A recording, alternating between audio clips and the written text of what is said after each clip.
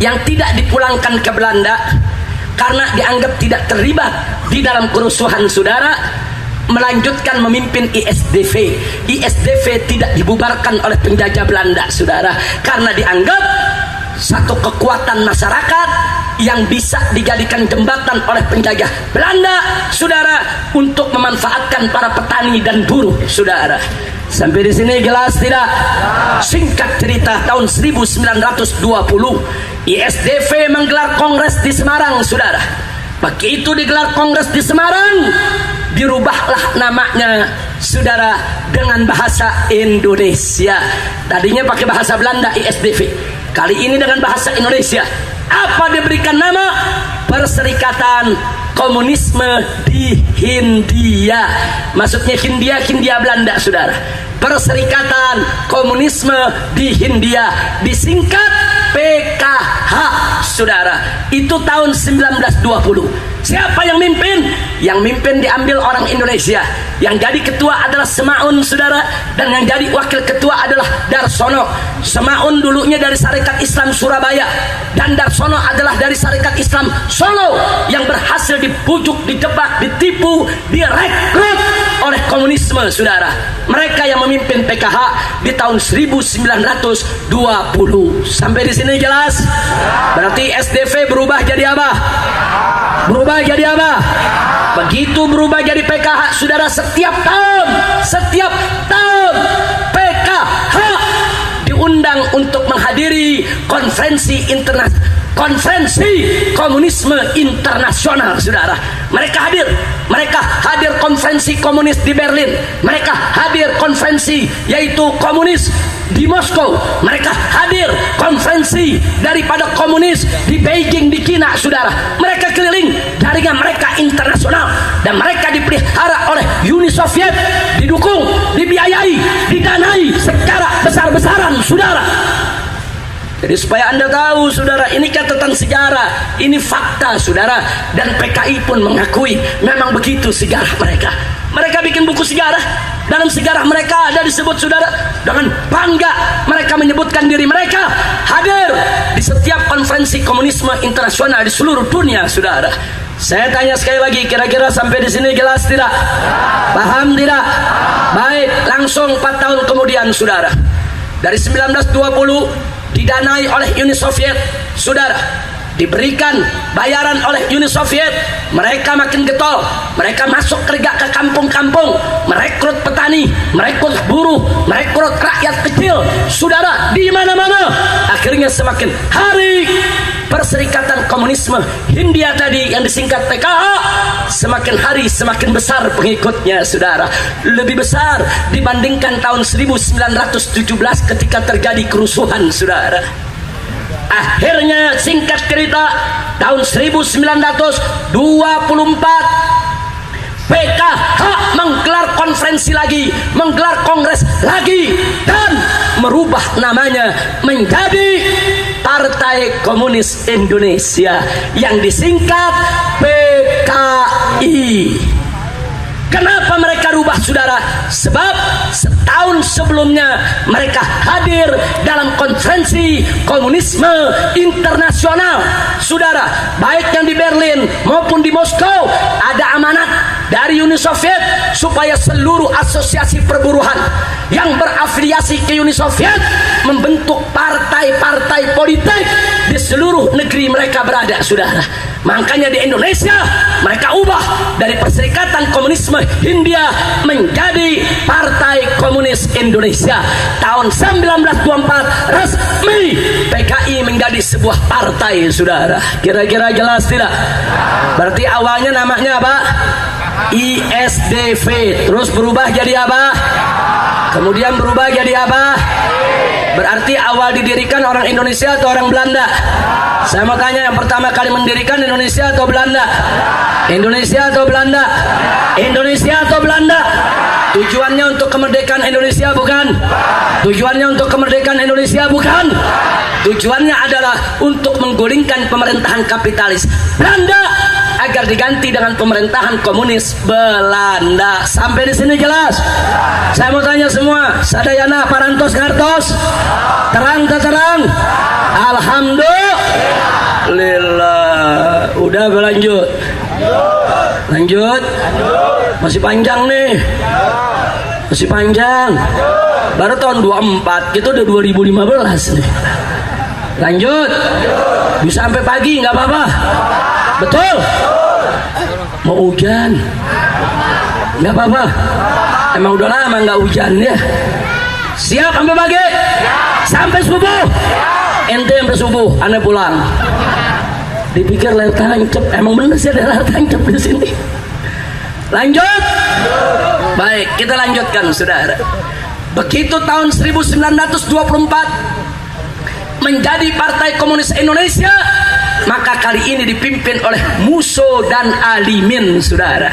Pertama dipimpin oleh Semaun dan Darsono. Kali ini begitu menjadi PKI dipimpin oleh Musso dan Alimin. Musso punya rumah di Moskow saudara. Musso punya rumah mewah di Moskow saudara. Dia pulang pergi ke Moskow saudara untuk mengatur seluruh gerakannya.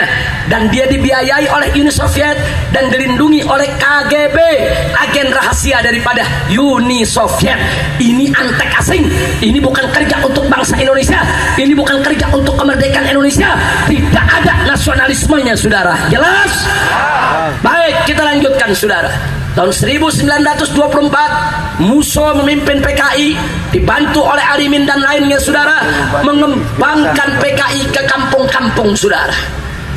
Begitu mereka merasa sudah kuat, di tahun 1926 dan 27 saudara, dia merasa sudah besar, pengikutnya sudah banyak, berakar sampai di desa-desa.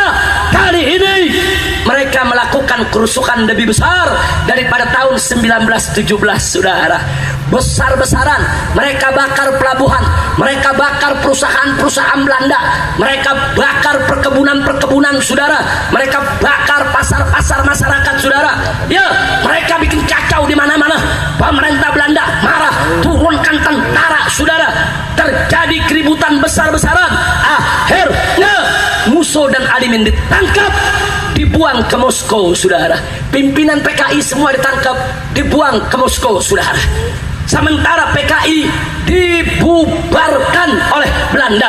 Lalu bagaimana nasib petani dan nasib para yaitu buruh saudara? Kesian, mereka ditangkapi, mereka ditembaki, mereka dibunuh. Bahkan puluhan petani digantung di jalan-jalan saudara. Puluhan petani digantung oleh Belanda di jalan-jalan. Tiap kecamatan ada petani yang digantung untuk nakut-nakuti rakyat. Siapa mau lawan Belanda? Begini nasibnya, petani dibunuh, buruh dibunuh, umat dibantai. Sementara pimpinan PKI semua akhirnya kembali ke Moskow, punya rumah di Moskow, punya mobil di Moskow, punya harta di Moskow. Jahat tidak? Listrik tidak? Takbir. Jadi petani dan buruh jadi korban, betul? Begitu cara kerja PKI saudara. Sampai sekarang nih, sampai sekarang nih PKI mainnya di pabrik-pabrik saudara.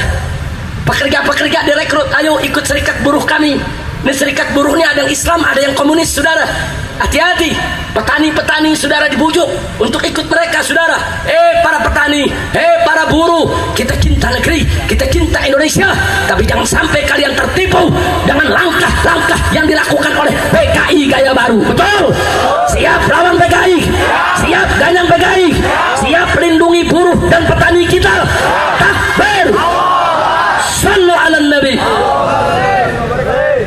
Itu kejadian tahun 1927 saudara. Makanya anak-anak muda yang suka buka internet, hati-hati.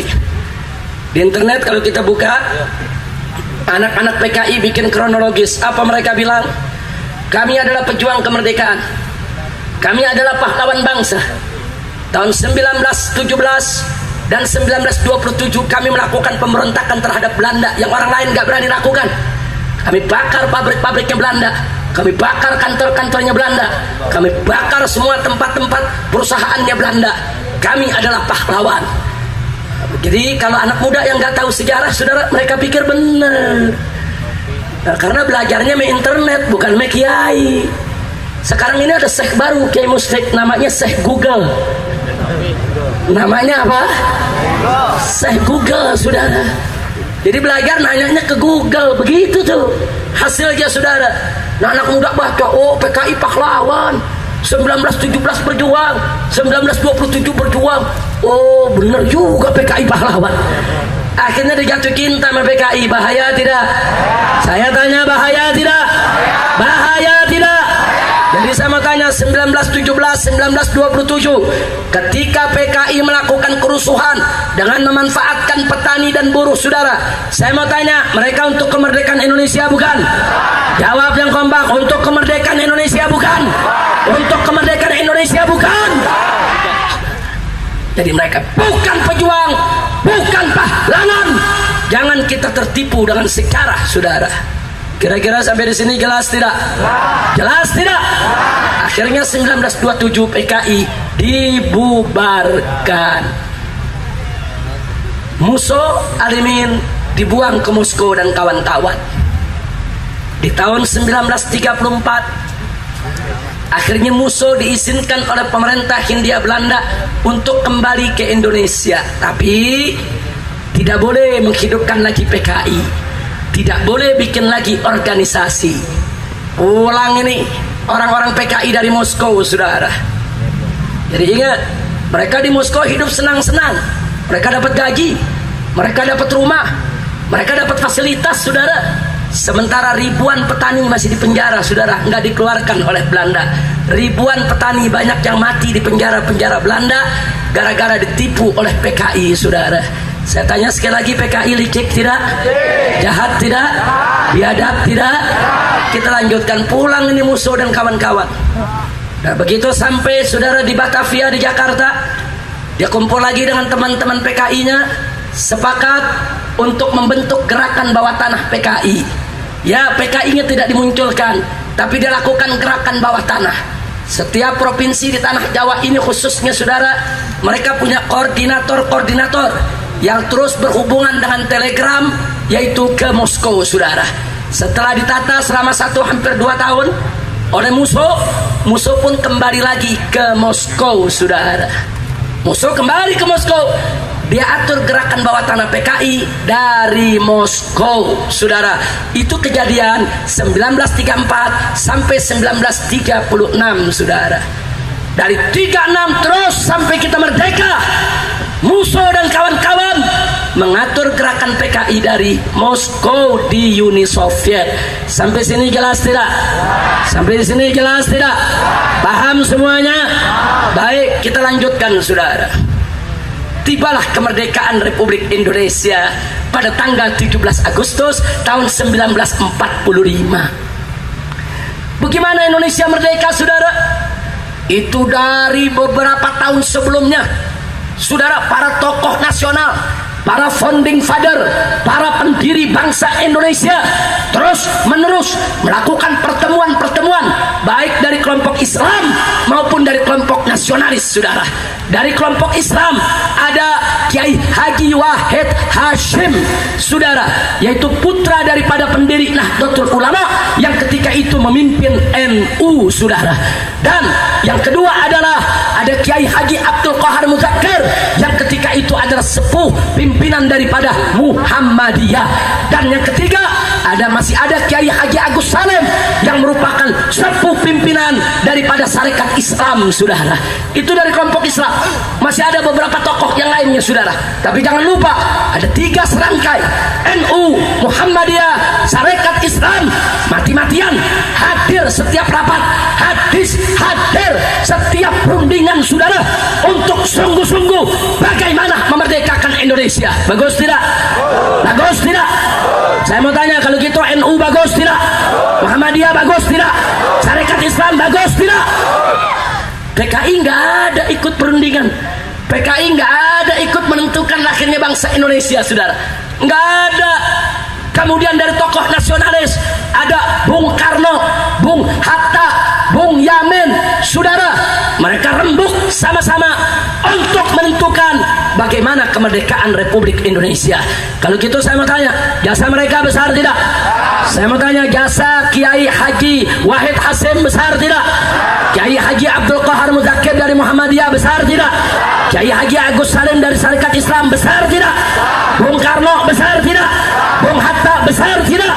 Bung Yamin besar tidak? Jasa mereka semua besar, saudara. Singkat cerita, akhirnya saudara 17 Agustus 1945 Indonesia diproklamasikan kemerdekaannya. Alhamdulillah. Saya mau tanya, apa ada PKI ikut andil?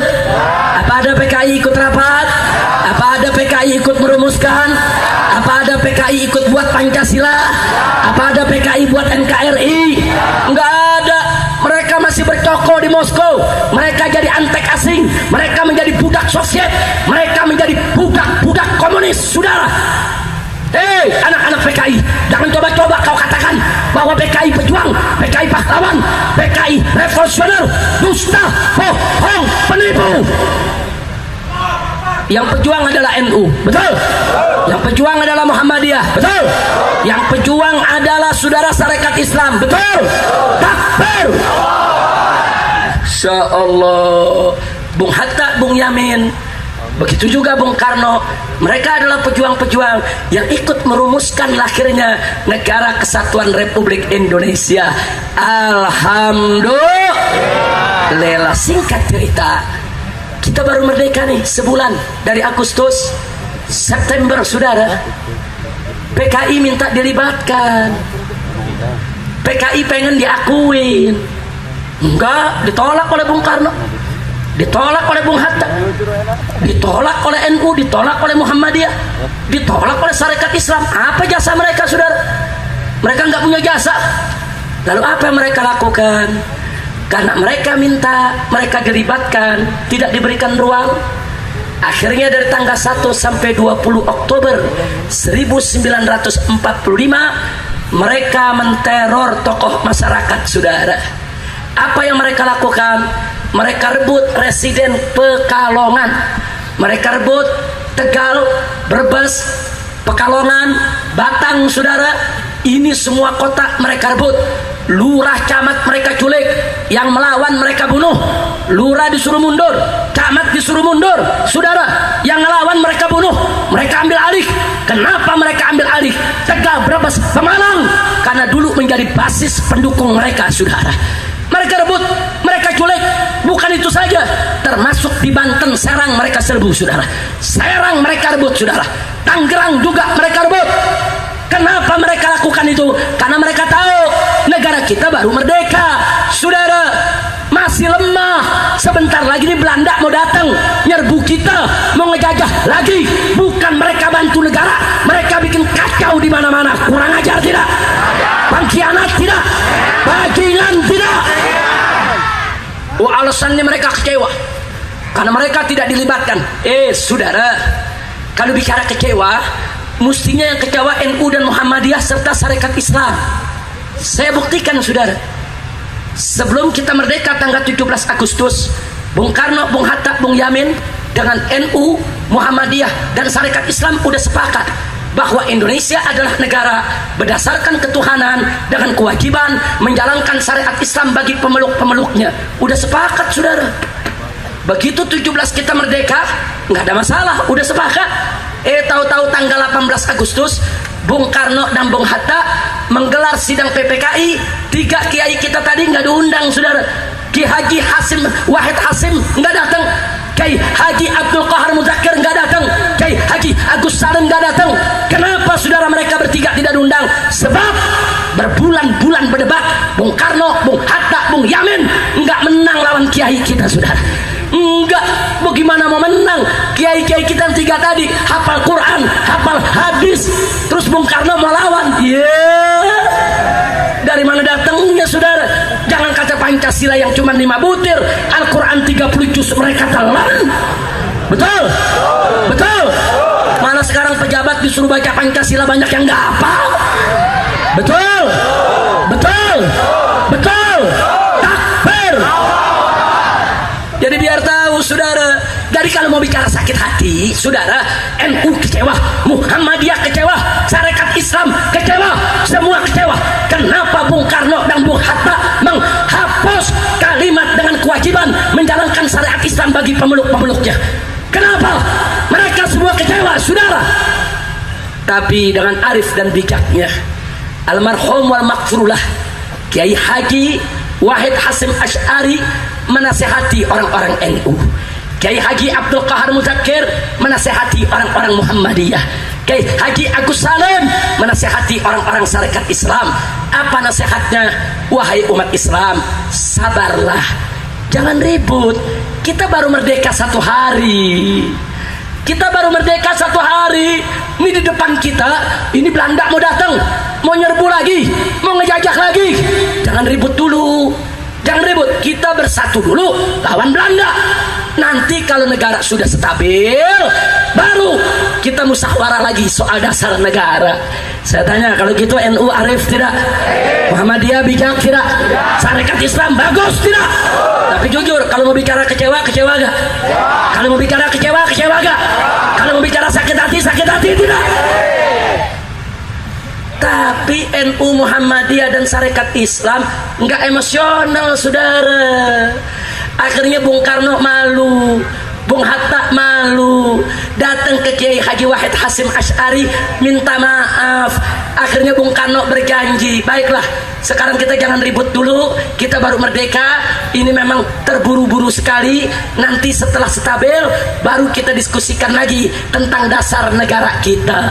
Jadi yang penting kita bersatu dulu untuk lawan Belanda. Bagus tidak? Bagus tidak? Bagus tidak? Tahu-tahu kunyuk PKI. Kunyuk PKI datang, saudara, mau protes, mau kecewa, nyulik lurah, bunuh camat, saudara, culik bupati. Kurang ajar tidak? Kalau begitu saya mau tanya, mereka pejuang atau pecundang? Pahlawan atau bajingan? Takbir! Berarti saya mau tanya, jasa NU besar tidak? Jasa Muhammadiyah besar tidak? Jasa Sarekat Islam besar tidak? Jasa para kiai besar tidak? Takbir! Hidup Islam! Hidup NU! Hidup Muhammadiyah! Hidup Sarekat Islam! Hidup Ormas Islam! Takbir! Shallu ala Nabi! Sampai di sini jelas tidak? Paham? Udah malam nih. Lanjut. Masih mau tahu soal PKI? Kan udah cukup, udah bajingan. Mau ditambah? Betul? Baik. Setelah tanggal 1 sampai 20 Oktober 1945, PKI menebar teror. Tepat pada tanggal 21 Oktober, PKI mendeklarasikan diri kembali, saudara. 21 Oktober 1945 PKI mendeklarasikan sebagai Partai Komunis Indonesia secara resmi di Indonesia, saudara. Jadi kita merdeka 17 Agustus, PKI diresmikan 21 Oktober. Jadi duluanan mana, PKI apa merdeka? PKI apa merdeka? Nah, berarti PKI ada andil gak dalam kemerdekaan? Nggak ada. Kunyuk. Kira-kira jelas tidak? Takbir! Alhamdulillah. Kita lanjutkan, saudara. Begitu mereka mendeklarasikan sebagai partai PKI, tetap tidak dianggap oleh Bung Karno, tidak dianggap oleh Bung Hatta, tidak dianggap oleh ormas-ormas Islam. Akhirnya mereka bikin kekacauan di mana-mana, saudara. Dari Residen Pekalongan mereka serbu Cirebon, mereka usir tentara rakyat Indonesia, mereka rebut gudang senjatanya, saudara. Nggak sampai di situ, di Lebak, Banten, saudara, Bupati Lebak mereka culik, mereka sembelih di jalan, saudara. Nggak sampai di situ, saudara, seorang tokoh di Tangerang yang bernama Otto Iskandar Dinata mereka culik, mereka bunuh, saudara. Itu salah satu pahlawan nasional. Mereka culik camat, mereka culik bupati, mereka bunuh di mana-mana, saudara. Mereka bikin kekacauan. Nggak sampai di situ, saudara. Bahkan beberapa pesantren mereka bakar, beberapa kiai mereka sembelih. Nggak sampai di situ, di Sumatera Istana Langkat mereka serbu, sultannya mereka bunuh, istrinya, anaknya mereka bantai, harta kekayaan sultan semua dicalas oleh mereka, saudara. Ini tingkah laku PKI, bajingan, perampok, penjara, kurang ajar. Insya Allah. Saya tanya sekali lagi, kalau gitu PKI, saudara, pahlawan atau bajingan? Pahlawan atau bajingan? Pejuang atau pecundang? Itu fakta, saudara. Tapi tolong dicatat, PKI berhasil. nakut-nakuti pemerintah. PKI berhasil nakut-nakuti Bung Karno, saudara. Nah akhirnya apa, saudara? Tahun 45 mereka bikin kekacauan semacam itu, saudara. Sampai tahun 46 mereka bikin kekacauan, mereka teror di mana-mana, kiai diculik, camat diculik, yang mereka nggak suka mereka bunuh, saudara. Akhirnya tahun 1947 mereka diajak damai oleh Bung Karno. Sudahlah, jangan bikin kekacauan di mana-mana. Sebab Belanda ngancam mau datang lagi, saudara, tahun 48, saudara. Belanda ini lagi bikin pertemuan mau ngambil Indonesia lagi, saudara. Nah Soekarno ini orang baik, dia pengen udahlah bangsa Indonesia dia mau rangkul semua, saudara. Ayolah PKI, ayolah, ayo kita sama-sama, ayo kita bangun negara. Kau jangan culik orang lagi. PKI setuju. Kompensasinya apa, saudara? Kompensasinya tokoh PKI yang bernama Amir Syarifuddin diangkat menjadi Perdana Menteri. Supaya Anda tahu, saudara, Amir Syarifuddin tahun 1947 tokoh PKI, pimpinan PKI, diangkat menjadi Perdana Menteri. Dan betul, begitu tokoh PKI jadi Perdana Menteri, semua teror stop. Emang dia yang buat, saudara, terornya. Memang dia yang suka nyulik, saudara. Begitu jadi Perdana Menteri, penculikan stop. Kurang ajar tidak? Saya tanya, kalau gitu PKI, saudara, teroris bukan? Bajingan bukan? Penjahat bukan? Jangan salahkan Bung Karno. Kita baru merdeka, tentara kita masih lemah, Bung Karno masih lemah, saudara. Udah dirongrong. PKI ini dukungan luar negeri, dukungan Soviet, punya dana, punya senjata, saudara. Nggak gampang atasinya, saudara. Jadi saat itu langkah Bung Karno sudah tepat. Konsolidasi dulu, ini kekuatan berserakan, betul? Saudara, 47 begitu Amir Syarifuddin tokoh PKI menjadi Perdana Menteri, tahu apa yang dilakukan? Orang-orang PKI dimasukkan dalam tubuh tentara, orang-orang PKI dimasukkan dalam tubuh polisi, orang-orang PKI diangkat jadi komandan-komandan batalion, saudara. Dan orang-orang PKI dijadikan kepala-kepala polisi di beberapa daerah. Orang-orang PKI diangkat jadi lurah, jadi camat, jadi bupati di berbagai tempat, di pegawai negeri sipil, di militer, semua disusupi oleh kader-kader PKI. 1 tahun dia berkuasa, kader PKI masuk ke semua lini. Masya Allah, kira-kira jelas tidak? Likik tidak? Likik tidak? Sekali lagi, likik tidak? Umat Islam marah, NU marah, Muhammadiyah marah, saudara. Syarikat Islam marah, tentara ikut marah, saudara. Apa-apaan ini? Kok PKI berkuasa di mana-mana, khususnya di Jawa Tengah, saudara. Marah semua. Datang ke Bung Karno, saudara, supaya ini dibubarkan kabinet Amir Syarifuddin. Tapi lagi-lagi Bung Karno berhati baik. Ini kan baru damai, nggak usah ribut dulu lah. Yang penting kan sekarang penculikan nggak ada nih, pembunuhan nggak ada, pelan-pelan lah kita selesaikan. Singkat cerita, masuk tahun 1948, saudara, baru 1 tahun dia jadi Perdana Menteri. Diadakan perjanjian Renville dengan Belanda, saudara. Nah, dalam perjanjian Renville, singkat cerita, Indonesia dirugikan. Masa Perdana Menteri berunding sama asing, bukan dia bela negara, dia bikin rugi negara, saudara. Nah, begitu negara dibikin rugi, saudara, Bung Hatta marah, didukung oleh ormas-ormas Islam, menghadap ke Bung Karno, minta, saudara, supaya Amir Syarifuddin diberhentikan dari Perdana Menteri dan kabinetnya dibubarkan, saudara. 17 Januari 1948 perjanjian Renville dibuat, dan tanggal 23 Januari 1948 akhirnya alhamdulillah Bung Karno memberhentikan Amir Syarifuddin dan membubarkan kabinetnya, saudara. Takbir. Bagus tidak? Bagus tidak? Kali ini Bung Karno kembali kepercayaan dirinya. Nggak bisa ini dibiarkan. Ini PKI bukan mau bangun bangsa, ini PKI mau merusak bangsa, saudara.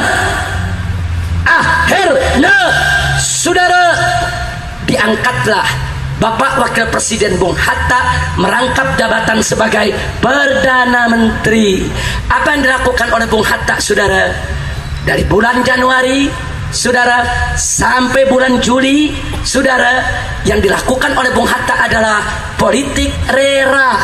Apa itu rera? Re-nya adalah reorganisasi, ra-nya adalah rasionalisasi. Maksudnya apa? Bung Hatta mengambil kebijakan saudara, seluruh pejabat, seluruh pegawai negeri, seluruh komandan tentara yang berasal dari PKI diberhentikan, semua dikeluarkan saudara. Tentara dibersihkan dari PKI, polisi dibersihkan dari PKI, pegawai negeri dibersihkan dari PKI. Ini Bung Hatta punya kerja. Bagus tidak?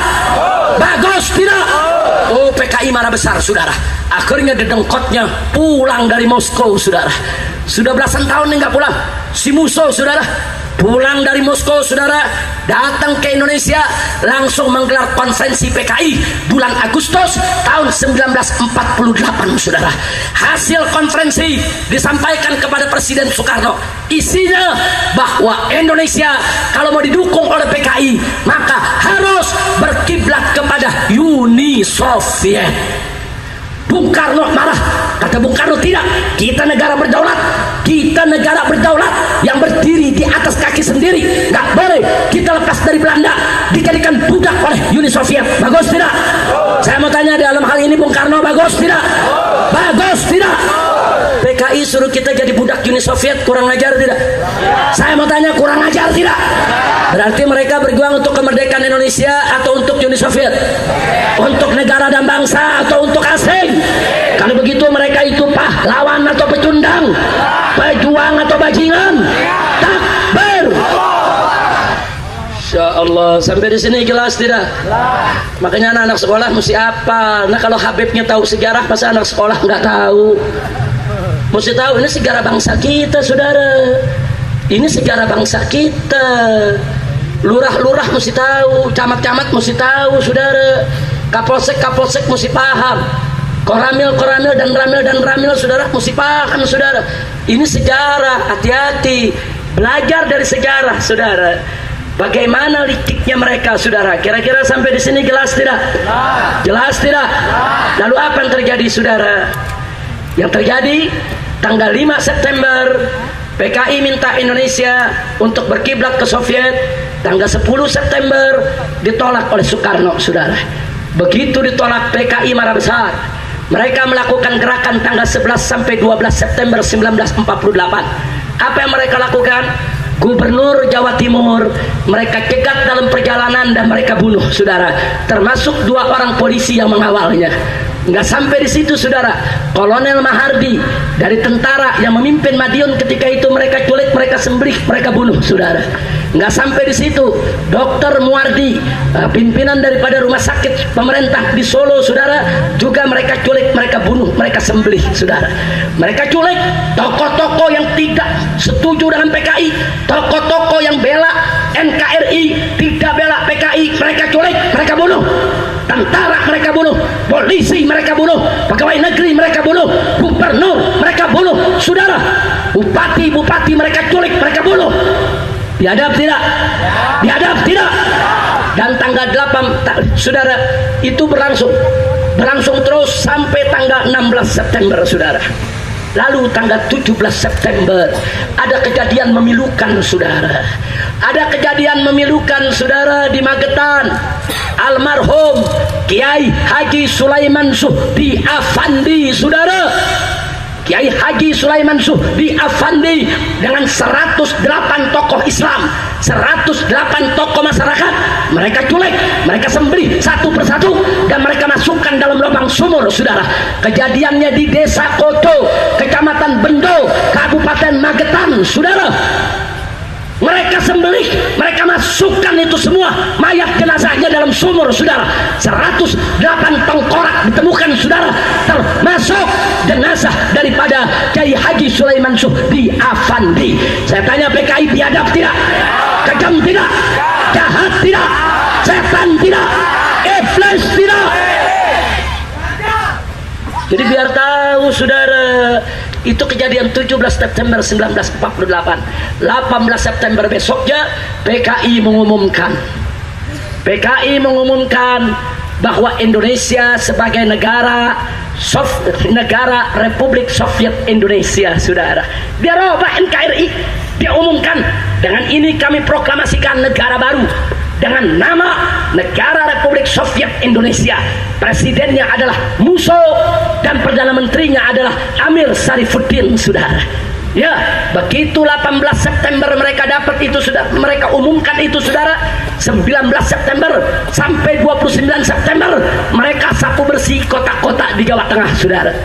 Mereka pertama mereka rebut Kota Madiun, kemudian mereka rebut Pacitan, Magetan, Ponorogo, Wonogiri, Depu, Rembang, Kudus, Pati, Sukoharjo, Purwodadi, semua, hampir semua kota-kota di Jawa Tengah mereka rebut, saudara. Biadab, kurang ajar, mereka bukan sembarang merebut. Begitu mereka rebut, tokoh-tokohnya mereka kumpulkan, mereka bunuh, saudara. Ada 2 pabrik gula yang mereka jadikan sebagai tempat pemotongan, saudara. Begitu itu terjadi, saudara, Presiden Soekarno memberikan perintah kepada Panglima Besar Jenderal Sudirman untuk mengerahkan TNI, saudara, untuk melawan yaitu PKI di Madiun dan sekitarnya. TNI Jawa Tengah ketika itu lumpuh, saudara. Akhirnya dibawa TNI dari Jawa Timur dan pasukan Siliwangi dari Jawa Barat, saudara. Semua terjun ke Madiun perang melawan PKI, saudara. Akhirnya alhamdulillah tanggal 30 September 1948 Panglima Besar Jenderal Sudirman berhasil merebut seluruh kota Madiun dari tangan PKI, saudara. Takbir. Saya tanya, jasa para jenderal besar tidak? Jasa tentara besar tidak? Jasa Bung Karno besar tidak? Takbir. Tapi catat, saudara, PKI begitu kalah oleh TNI, keluar dari Madiun, itu sepanjang jalan mereka culikin kiai, saudara. Pondok pesantren mereka bakar, kiai-kiai mereka seret, mereka ikat, mereka bawa ke pabrik gula Goranggareng dan pabrik gula Alstewu, saudara. 2 pabrik gula ini dikumpulkan kiai, santri, tokoh masyarakat, saudara. Jumlahnya ratusan sampai ribuan orang, satu persatu mereka sembelih, saudara. Mereka sembelih dalam pabrik gula, saking banyak yang mereka sembelih, itu darah sampai ke betis kaki orang, saudara. Biadab, biadab. Dan mereka buat 7 lubang neraka, saudara. Kenapa disebut lubang neraka? Karena setiap lubang ada ratusan mayat kiai, tokoh-tokoh NU, santri-santri yang mereka bunuh, mereka masukkan ke lubang, saudara. Itu yang ditemukan 7 lubang. Itu yang ditemukan baru di Magetan, saudara. Bagaimana tempat yang lain? Semalam saya bertemu dengan Kiai Haji Saudara Ahmad, yaitu Syafi'i Mufid, saudara, seorang tokoh NU, bercerita dulu waktu peristiwa PKI Habib, saya masih jadi santri di Demak. Saya jadi santri di Demak, itu santri-santri pondok saking takutnya dengan teror PKI, nggak berani tidur di pesantren. Malam pesantren kita kosongkan, kita tidur di kebun, kita tidur di kuburan, nggak berani tidur di pesantren. Kenapa? Karena PKI bisa menyergap, dia bakar pesantren. Sama kiai dan santri-santri hidup-hidup bisa dibakar, saudara. Ini terornya PKI, ini biadabnya PKI, saudara. Tanya kepada orang-orang tua kita, tanya kepada kiai-kiai kita yang mengalami itu semua. Maka itu saya tanya, PKI biadab tidak? Bajingan tidak? Zalim tidak? Siap lawan PKI? Siap ganyang PKI? Takbir. Insya Allah. Itu 7 lubang yang ketahuan. Yang nggak ketahuan sampai saat ini, saudara. Jadi biar tahu, jadi ketika itu, saudara, NU banyak jadi korban, Masyumi, Muhammadiyah banyak jadi korban, saudara. Mereka disembeli, dibunuh, saudara. Orang-orang Sarekat Islam banyak jadi korban. Nah, jadi biar tahu, saudara, bagaimana nasib para ulama kita dulu menghadapi teror PKI. PKI berkuasa di Jawa Tengah. Kenapa?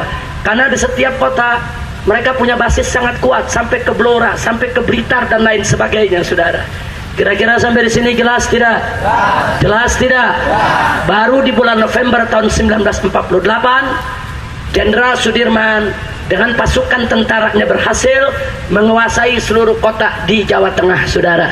Akhirnya Muso ditangkap, Alimin ditangkap, dan mereka dieksekusi, ditembak mati, saudara. Alhamdulillah, selesai tahun 48. Saya tanya, sampai di sini PKI jahat tidak? Biadab tidak? Zolim tidak? Saya mau tanya, layak gak kalau ketika itu dibubarkan? Pantas tidak? Wajib tidak? Itu yang diminta oleh tentara. Tentara menghadap presiden minta PKI dibubarkan. Jenderal Sudirman minta PKI dibubarkan, saudara. Begitu juga para ulama, para kiai minta PKI dibubarkan. Tapi sayang, sejuta sayang, lagi-lagi Bung Karno terlalu baik hati. Bung Karno menolak pembubaran PKI karena Bung Karno masih berharap, sudahlah, itu kan musuh, itu kan oknum. Sekarang kan ada tokoh PKI yang lain yang gak terlibat dalam pemberontakan di Madiun. Mungkin mereka masih mau bangun negara. Ini baiknya Bung Karno, saudara, yang disalahgunakan oleh PKI. Akhirnya PKI tidak dibubarkan, saudara. Saya mau tanya, jujur, PKI biadab tidak? Jahat tidak? Kerusuhannya parah tidak? Kejahatannya parah tidak? Musuhnya bubarin jangan? Musuhnya bubarin, saudara. Enggak dibubarin. Kan presiden punya kuasa penuh, saudara. Baik, tolong catat baik-baik. Sebelum saya lanjutkan, catat baik-baik. Bung Karno bukan PKI. Bukan, saya nggak pernah menuduh Bung Karno PKI, saudara. Bung Karno bukan PKI. Akan tetapi keputusan-keputusan Bung Karno banyak menguntungkan PKI. Kira-kira jelas tidak? Jelas tidak? Nah, termasuk yang ini, sudah tidak dibubarkan. Lalu apa yang terjadi? Tahun 1950 PKI melakukan konferensi, melakukan pembaharuan. Tampillah DN Aidit sebagai pemimpinnya, saudara, didampingi dengan Nyoto dan yang lainnya, saudara. Akhirnya DN Aidit pimpin. Lalu apa yang dilihat? Oh, ini gara-gara peristiwa Madiun, ini masyarakat gak simpatik lagi sama PKI. Bagaimana supaya masyarakat simpatik dengan PKI? Bagaimana supaya PKI ini namanya, citranya naik kembali? Akhirnya mereka pakai ilmu menjilat, saudara. Mereka jilat Bung Karno habis-habisan. Mereka puja-puji Bung Karno, mereka bela Bung Karno, saudara. Mereka bikin laporan-laporan yang menyenangkan Bung Karno. Semua putusan Bung Karno mereka dukung, semua putusan Bung Karno mereka bela, mereka manut. Mereka nggak pernah lagi mau protes Bung Karno. Kenapa? Untuk balas jasa atas kebaikan Bung Karno tidak mau membubarkan PKI. Akhirnya Bung Karno sayang kepada PKI, saudara. Sayang betul. Lalu dari sayangnya, saudara, ada tokoh-tokoh PKI yang dibuang ke Moskow seperti Nyoto, diizinkan untuk kembali ke Indonesia pada tahun 1953, saudara. Tokoh-tokoh PKI yang lari ke Cina, yang lari ke Moskow, rame-rame balik di bawah pimpinan DN Aidit, saudara. Kira-kira jelas tidak? Jelas tidak? Enggak sampai di situ. Bahkan di tahun 1955 PKI berhasil membersihkan namanya lagi, berhasil merebut simpatik masyarakat lagi, dan akhirnya PKI diizinkan ikut pemilihan umum pertama di Indonesia, saudara. Hasilnya PKI menjadi 4 besar pemenang pemilu, saudara. Setelah ada PNI, Masumi, NU, dan PKI. Ketika itu, saudara, tercatat tidak kurang dari 1,5 juta anggota PKI di seluruh Indonesia. 1.500.000 orang, saudara, tercatat dari hasil pemilu, saudara. Coba lihat, saudara, kok bisa begitu? Itulah bangsa Indonesia, mudah memaafkan orang, saudara. Orang salah, ya udahlah, maafin. Ya memang kita begitu, saudara, mudah memaafkan. Tapi jangan salah paham. Ada orang lain yang menyalahgunakan sikap baik kita. Ada orang lain yang nggak tahu diri, menyalahgunakan daripada pemaafnya kita. Betul? Maka itu saya tanya, PKI tahu diri tidak? Licik tidak? Jahat tidak? Oh, saudara, begitu PKI 55, saudara, memenangkan persoalan tersebut, saudara, akhirnya apa yang terjadi? Tahun 1957 para ulama se-Indonesia berkumpul di Palembang, Sumatera Selatan, saudara, rame-rame menggelar konferensi ulama Indonesia, saudara. Hasilnya meminta kepada Presiden Soekarno untuk membubarkan PKI, saudara. Ulama yang minta. Ini putusan konferensi ulama tahun 1957. Semua ulama dari semua golongan, dari NU, dari Masumi, dari Muhammadiyah, dari Sarekat Islam, semua kumpul. Tapi ditolak oleh Bung Karno, saudara. Lagi-lagi ditolak oleh Bung Karno. Jadi di sini kenapa para ulama turun tangan? Sebab tentara minta Bung Karno bubarin PKI, nggak dibubarin. Ormas-ormas Islam minta Bung Karno bubarin PKI, nggak dibubarin. Para tokoh negara minta Bung Karno bubarin PKI, nggak dibubarin. Ya sudah, semua dorong, coba dong ulama yang bicara. Sekarang begitu ulama udah konferensi, hasilnya kasih Bung Karno, tetap nggak dibubarin, sudah ada. Kenapa? Saking hebatnya PKI membujuk Soekarno, saudara. Sehingga Bung Karno nggak percaya laporan orang. Pokoknya bagi Bung Karno PKI itu baik, PKI itu berguna, PKI itu manfaat, PKI itu berjasa. Kenapa? Karena di tahun 50, saudara, PKI terus melakukan pendekatan dengan Bung Karno. Dipujinya, dipujanya, didukungnya, dibelanya, habis-habisan. Itu yang terjadi, saudara. Kira-kira jelas tidak? Jelas tidak? Takbir. Lanjut. Lanjut. Lanjut. Akhirnya, saudara, Bung Karno tetap tidak membubarkan. Dan yang terjadi, saudara, di tahun 1960 bahkan Bung Karno meluncurkan politik Nasakom. Apa itu Nasakom? Nasional Agama Komunis. Bung Karno membujuk ormas-ormas Islam, tolonglah dukung saya, kita mau bersatu buat bangsa, saudara. Tapi saat itu Masumi tetap menolak, saudara. Begitu Masumi menolak, saudara, akhirnya bulan Agustus tanggal 17 tahun 1960 justru Masumi yang dibubarkan oleh Bung Karno, saudara. Masumi, partai Islam besar ketika itu, dibubarkan oleh Bung Karno karena tidak mendukung politik Nasakom Bung Karno, saudara.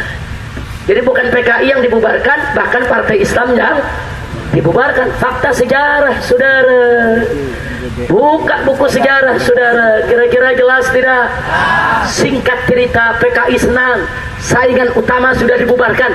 Masumi udah bubar, saingan besar, saingan berat, saudara. Akhirnya, saudara, apa yang terjadi setelah itu, saudara?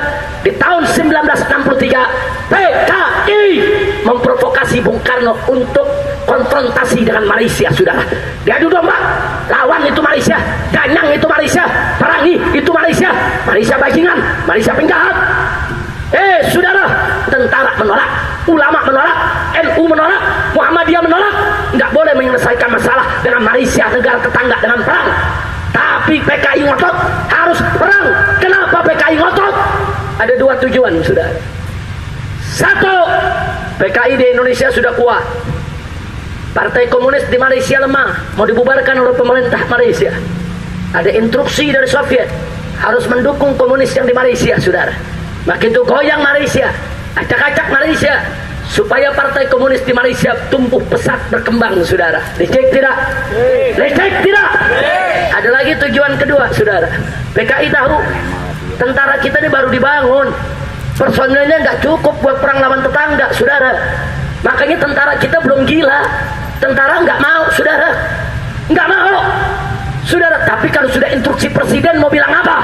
Wajib untuk dilaksanakan, betul? Akhirnya apa yang terjadi, saudara? Tujuan PKI, kalau nanti tentara sudah lawan Malaysia, tentara kita kekurangan personil, saat itu PKI akan menyodorkan proposal kepada Soekarno. Apa proposalnya? Kepada presiden, kita nggak cukup tentara kita lawan Malaysia, tapi presiden nggak usah khawatir, kami banyak punya petani, kami banyak punya buruh, kita berikan mereka semua senjata. Buat angkatan kelima, sudah ada angkatan darat, sudah ada angkatan udara, sudah ada angkatan laut, sudah ada angkatan kepolisian. Bikin angkatan kelima, yaitu angkatan buruh dan tani, saudara. Tani yang dikasih senjata, buruh yang ada dikasih senjata. Tujuan PKI supaya anggota PKI yang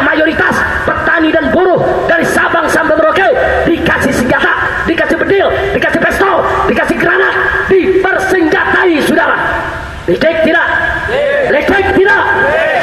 Ini dikium oleh ormas Islam, saudara. GPII turun ke jalan, saudara, demonstrasi menolak, saudara, untuk angkatan kelima. PII turun ke jalan menolak. Hasilnya apa, saudara? PKI tersinggung, minta Bung Karno untuk membubarkan GPII, Gerakan Pemuda Islam Indonesia, dan dibubarkan oleh Bung Karno, saudara. Masumi dibubarkan, GPII dibubarkan karena semua melawan PKI, saudara. Maaf, saya mau tanya, kalau begitu pengaruh PKI kuat tidak? Kuat tidak? Soekarno saat itu lemah, PKI yang kuat, saudara. PKI terlalu kuat, makanya dia bisa dikte Bung Karno, saudara. Bung Karno bukan PKI, bukan. Tapi posisi Bung Karno lemah, posisi PKI cukup kuat ketika itu, saudara. Jadi biar anda tahu PKI itu nggak main-main. Saya mau tanya, kalau PKI lemah apa bisa ngatur presiden? Jawab yang kompak. Kalau PKI lemah apa bisa atur presiden? Kalau dia bisa atur presiden, bisa bubarkan Masumi, bisa bubarkan GPI, berarti lemah atau kuat? Lemah atau kuat? Pengaruhnya kecil atau besar? Nggak sampai di situ. Begitu GPI dibubarkan, ulama-ulama marah, kiai-kiai marah, saudara. Lalu PKI tersinggung, minta Bung Karno tangkap itu semua ulama, dan hasilnya Bung Karno menangkap ulama, saudara. Satu, Buya Hamka ditangkap, saudara. Dua, Kiai Haji Soleh Iskandar ditangkap, Kiai Haji Yunan Helmi Nasution ditangkap, Kiai Haji Ezep Mutakin ditangkap, saudara. Semua kiai-kiai besar ditangkap, dijebloskan ke penjara. Saya tanya saudara, PKI kurang ajar tidak? Biadab tidak?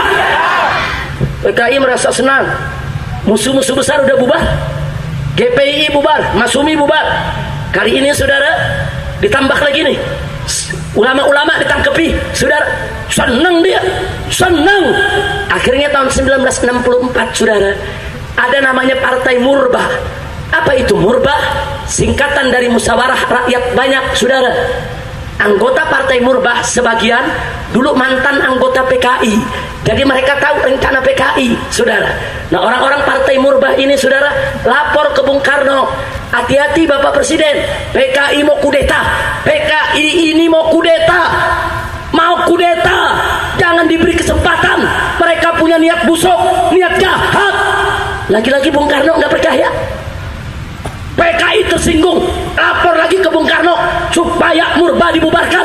Hasilnya, saudara, bulan Januari tahun 1965 Partai Murbah dibubarkan. Saya mau tanya sekali lagi, kalau gitu saat itu PKI lemah atau kuat? Pengaruhnya kecil atau besar? Dari mana anda tahu kuat? Kalau lemah nggak bisa ngatur presiden, betul? Yang bisa ngatur presiden lemah apa kuat? Ringan atau berat pengaruhnya? Yakin? Betul? Takbir! Akhirnya betul, saudara, bulan Juli tahun 1965, saudara, PKI, saudara, mendapatkan izin dari presiden untuk membawa 2000 kadernya dari buruh dan petani untuk dilatih militer, diajarkan menggunakan senapan bedil laras panjang, diajarkan menggunakan pistol, diajarkan melempar granat, diajarkan taktik strategi perang, saudara. Di mana tempatnya? Di Halim, Jakarta, dekat Lubang Buaya, saudara. Di situ mereka latihan. 2000 pemuda PKI latihan dengan senjata resmi diizinkan oleh negara, saudara. Coba kita lihat, saudara, mereka udah nggak ada yang protes lagi. Kiai-kiai udah ditangkepin, saudara. Murbah udah dibubarkan, GPI dibubarkan, PSI juga dibubarkan, pimpinan AWS Kokroaminoto, begitu juga Masumi dibubarkan. Semua lawan politik dibubarkan, saudara. Semua lawan politik PKI dibubarkan. Akhirnya bulan Juli, saudara, masuk sampai Agustus, sampai September, mereka latihan perang di Halim, mereka atur rencana. Puncaknya tanggal 30 September, mereka sudah punya rencana. Ada 7 jenderal yang harus mereka bunuh, saudara. Karena mereka melihat musuh mereka yang paling berat cuma TNI, cuma tentara saat itu. Ulama udah dijebloskan ke penjara, Masumi udah dibubarkan, PSI udah dibubarkan, Murbah udah dibubarkan, saudara. sudah dibubarkan saudara, semua sudah dilumpuhkan. Musuh berat tinggal satu, musuh beratnya adalah tentara. Kalau mau melumpuhkan tentara, bunuh jenderalnya saudara. Maka itu saudara, pasukan Kakrabirawa yang dikenal sebagai pengawal presiden, yang juga berasal dari tentara, yang berhasil direkrut oleh PKI, saudara, mereka lah yang mendatangi rumah-rumah para jenderal. Mereka culik satu persatu, mereka bawa satu persatu ke lubang buaya, saudara. Hanya satu yang selamat, yaitu Jenderal Abdul Haris Nasution, saudara. Itu pun putrinya tertembak dan mati, saudara. Putri bungsunya yang masih berusia 5 atau 6 tahun, ada Irma Suryani Nasution, nggak peduli PKI, walaupun anak kecil, bunuh, tembak, matiin. Saya tanya saudara, PKI bejat tidak? Jahat tidak? Licik tidak? Kejam tidak? Diculik semuanya, dan semuanya dibunuh saudara, disembelih saudara, dibunuh, disiksa, dan dimasukkan dalam lubang buaya. Besok paginya 1 Oktober, PKI mengumumkan lewat Radio Republik Indonesia, dia fitnah para jenderal. Apa dia bilang kepada masyarakat rakyat Indonesia? Bahwa ada rencana kudeta dari Dewan Jenderal dan sudah kami gagalkan. Dengan ini kami akan mengumumkan Dewan Revolusi Baru. Jadi mereka mau balik saudara, mereka mau balik. Tapi akhirnya apa yang terjadi saudara? Hari itu juga pimpinan tentara saat itu Abdul Haris Nasution, yang sedang dalam keadaan shock, meminta kepada bawahannya, yang tidak lain dan tidak bukan adalah Jenderal Soeharto, ketika itu pangkat masih letjen, untuk mengambil alih keamanan negara saudara, melalui Kostrad yang dipimpinnya. Saat itu juga Kostrad saudara, dan seterusnya menguasai RRI saudara, dan mengumumkan kepada seluruh bangsa Indonesia bahwa kudeta PKI digagalkan. Nggak ada itu kudeta kepada negara saudara. Akhirnya mereka diserbu di Halim, dipimpin oleh Sarwo Edi. Sarwo Edi itu adalah mertua daripada Presiden SBY saudara. Dipimpin oleh Sarwo Edi, diserbu Halim, dan akhirnya mereka berhasil dilumpuhkan. Ternyata yang berontak dari PKI ada angkatan darat, ada angkatan udara, ada angkatan laut, ada polisi yang direkrut oleh PKI untuk menjadi pengkhianat bangsa. Ini pelajaran bagi tentara, pelajaran bagi polisi, jangan sampai disusupi lagi. Betul? Betul. Ini kadang-kadang tentara sama polisi teriak umat Islam jangan disusupi, lu yang disusupi. Betul? Betul? Iya, teriak-teriak kita jangan disusupi, lu yang disusupi. Untung masih ada jenderal-jenderal baik, betul? Untung masih banyak jenderal-jenderal cinta negara, betul? Anda bayangkan kalau jenderal-jenderalnya semua direkrut sama PKI, jadi komunis kita semua. Bahaya tidak? Bahaya tidak? Kalau begitu TNI dan polisi wajib belajar tidak? Wajib mengambil pelajaran tidak? Wajib menjaga diri tidak? Wajib jaga untuk tidak susupi tidak? Takbir! Masya Allah, sampai di sini jelas saudara. Saya tidak mau melanjutkan. Lanjutannya bagaimana Habib? Ada di layar. Kan tadi sudah disetel sebagian, betul? Masih belum selesai? Belum selesai? Sebentar lagi diteruskan sampai tuntas. Jangan pulang sampai filmnya selesai. Setuju? Setuju? Nah, lanjutannya nanti ada di layar saudara. Bagaimana biadabnya mereka, bagaimana jahatnya mereka, liciknya mereka, bengisnya mereka.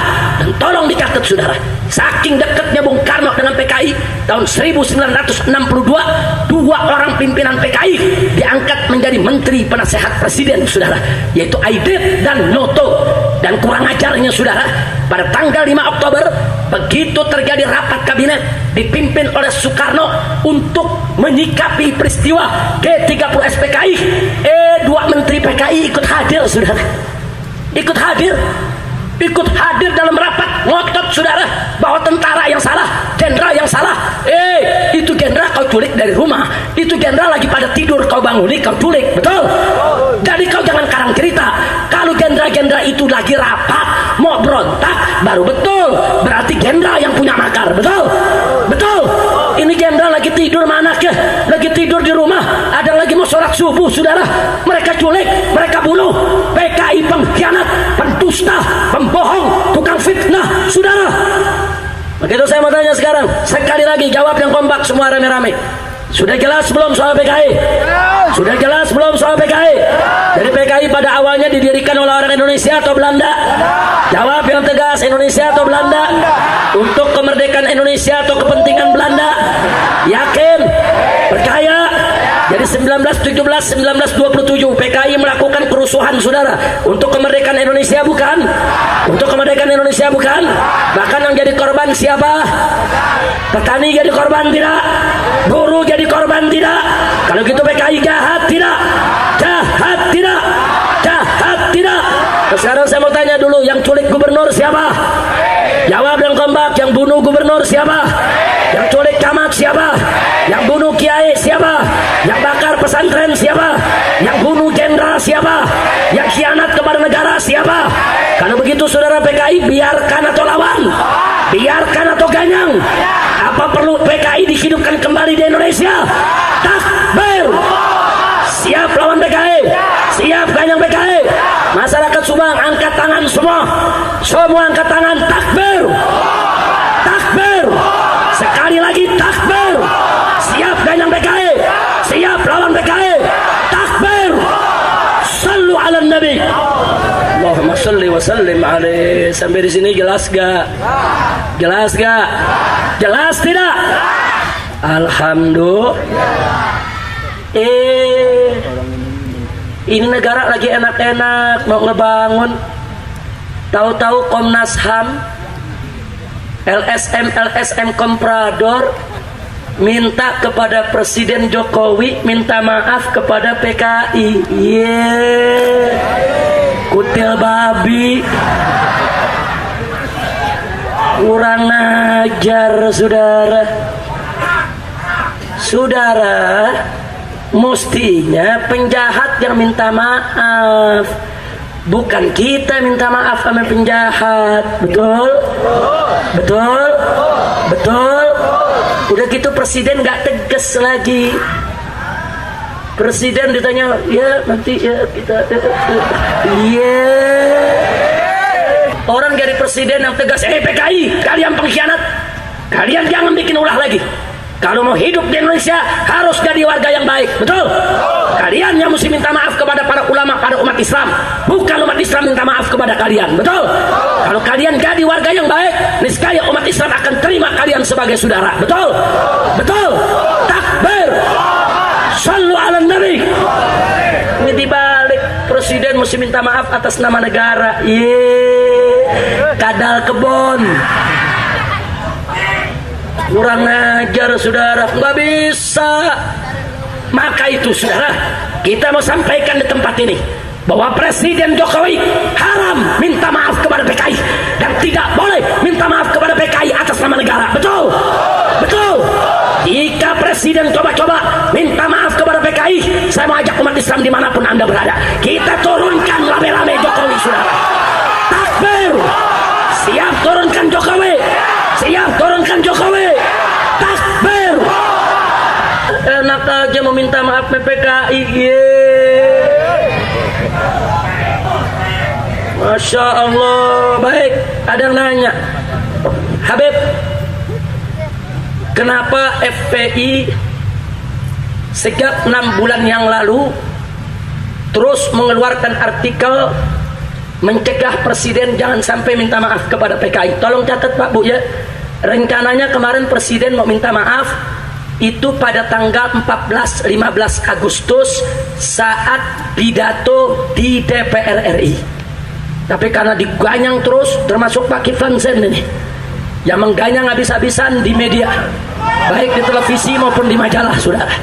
Jadi Pak Kiflan Zen dan kawan-kawan, para jenderal-jenderal yang anti PKI, ditambah dengan ulama-ulama NU, karena Kiai Haji Salahuddin Wahid, saudara, beliau adalah putra daripada Kiai Haji Wahid Hashim Asy'ari, cucu daripada pendiri NU. Beliau mengatakan, kalau presiden minta maaf kepada PKI, maka berarti presiden menyakiti perasaan seluruh warga NU, bahkan seluruh umat Islam Indonesia. Betul?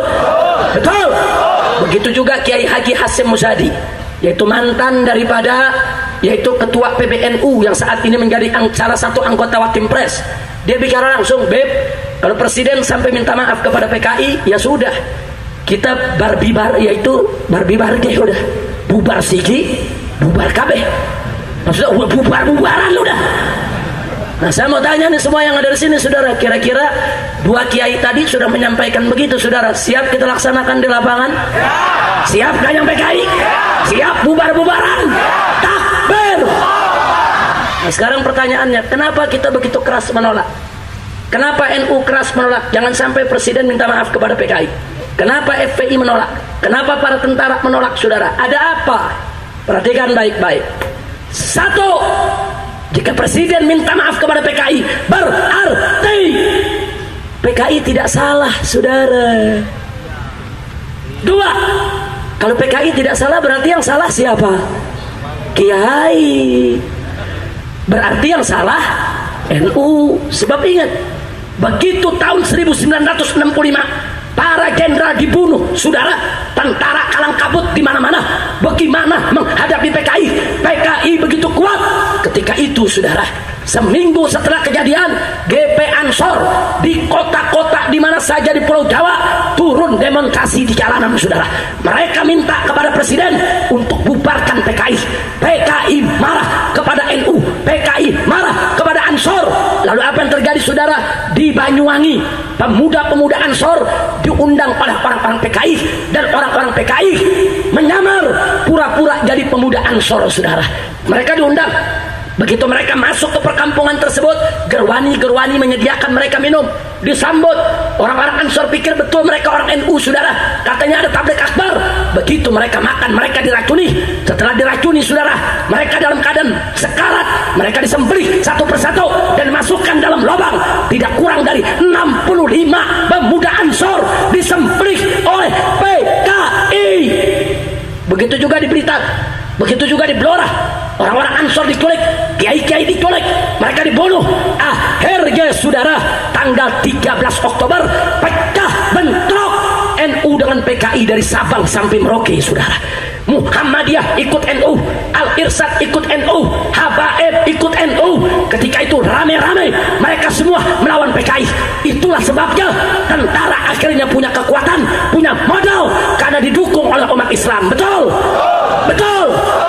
Kalau NU nggak marah, Muhammadiyah nggak marah, Habaib nggak marah, Kiai nggak marah, tentara nggak punya daya upaya untuk menghadapi PKI, saudara. Ini hikmah ilahiyah, ini pertolongan Allah. Begitu NU turun, Kiai turun, Habaib turun, PKI dari Sabang sampai Merauke dihabisi. Insya Allah, alhamdulillah, tidak kurang dari 1 juta PKI dibunuh oleh umat Islam, saudara. Tapi jangan Anda pikir mereka nggak bunuh kita. Saya tanya, yang mulai nyulik siapa? Yang mulai bunuh siapa? Yang bakar pesantren siapa? Yang bunuh kiai siapa? Jadi kalau nyawa dibayar nyawa, perlu tidak? Udah bagus tidak? Tahu-tahu sekarang PKI teriak ke Amerika, ke PBB, ke Komnas HAM. Apa mereka bilang? Kami tahun 65 ditolimi. Tolong kami, ada pelanggaran HAM. Cengeng. Lu ngajak NU perang begitu kalah, cengeng, kutu babi. Orang gentleman, kalau lu nggak cengeng, lu jangan begitu. Lu dendam NU, dendam umat Islam, angkat aja senjata, kita perang lagi. Betul? Betul? Siap perang lawan PKI. Takbir. Ya, ini enggak ngadu ke Komnas HAM, kami dizalimi.